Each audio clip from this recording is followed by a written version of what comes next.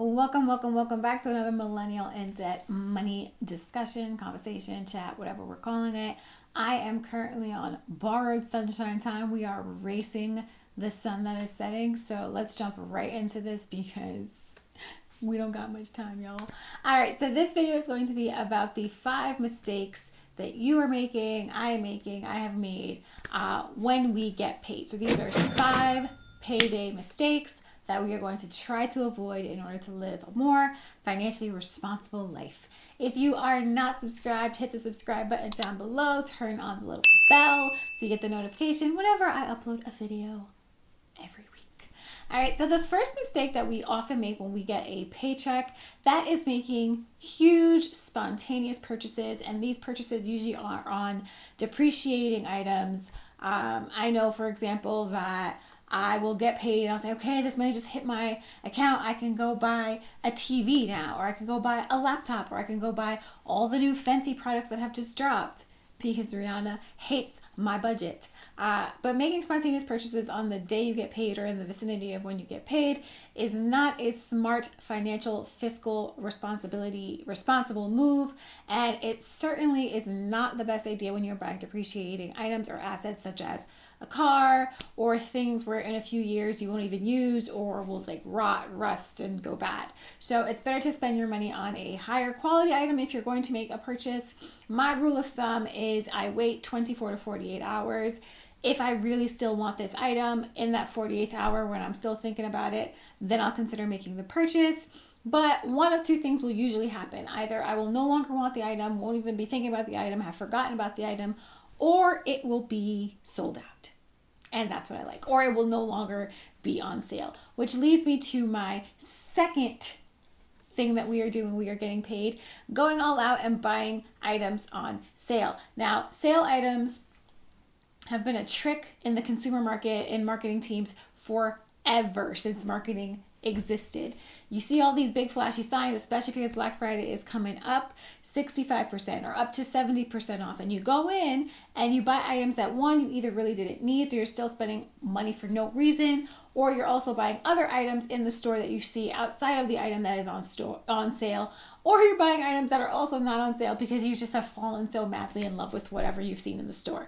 So it's really important to try to avoid sales when you get paid, even when you don't get paid, because you don't really need the item, and even if it's on sale, you're not saving X amount of money. You've still spent those dollars. So that is something that you want to think about the next time you see a huge sale sign on an Ulta window. All right. The next thing that you want to avoid doing on payday is overextending your paycheck. Now, what that means is, for example, let's say you really need gas, or your budget was really stretched thin, or you did something that you didn't realize you did, but you're out of money until you get your next paycheck. So you go and take a payday loan. I don't think I need to explain how much I hate loans and hate debt. If you've been following, you know that's a thing. But payday loans are especially tricky, and they're especially harmful to your budget and to your financial decision making, because you will fall in the continuous trap of living paycheck to paycheck, and you're going to avoid the really most important thing, and that is creating a budget that allows you to have money to throw into a savings account, whether it be an emergency account or just your day-to-day you want to save to buy a house or whatever it is.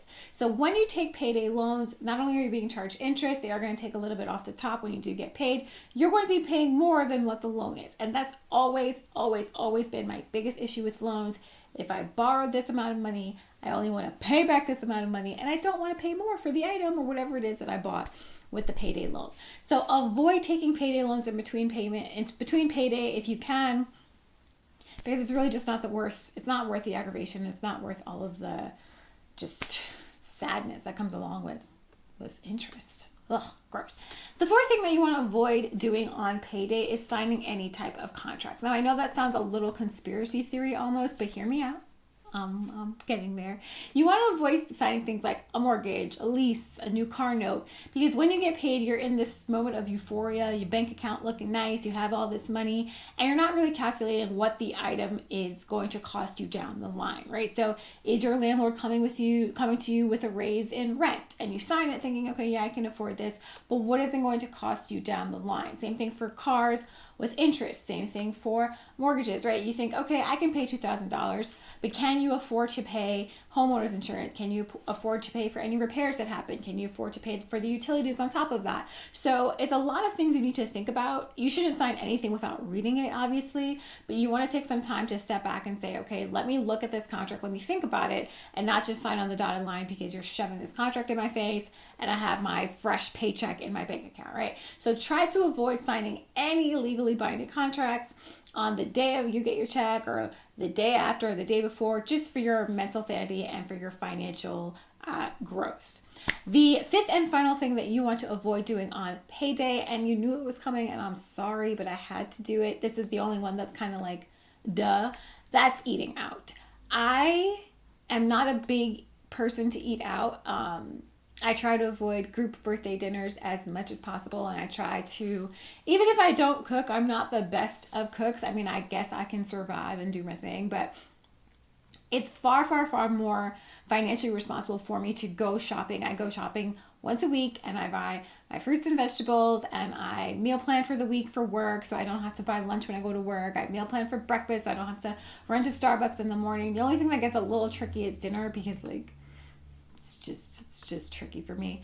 But it's really important if I'm spending $30 to $40 a week on groceries and making food for the week, as opposed to me going out to a birthday dinner or going out to eat with someone and splitting a $150 bill for that week. And imagine doing that once a week, eating out, even if it's a $70 bill and you're splitting it $35 extra a week for one meal that you've eaten. It's gone. It was delicious, I'm sure, but now what? Now you got to go home to your empty fridge. So it's really important that if you are trying to especially increase the amount of money you save, that you avoid going out to eat constantly. It's always fine to go once in a while, celebrate a friend's birthday, significant others, like whatever. But yeah, eating out will put a huge dent in your finances, and you can cook at home. You can make a at-home pizza or at-home tacos. That is it. Thank you so much for watching, and I will catch you on the next one. Peace.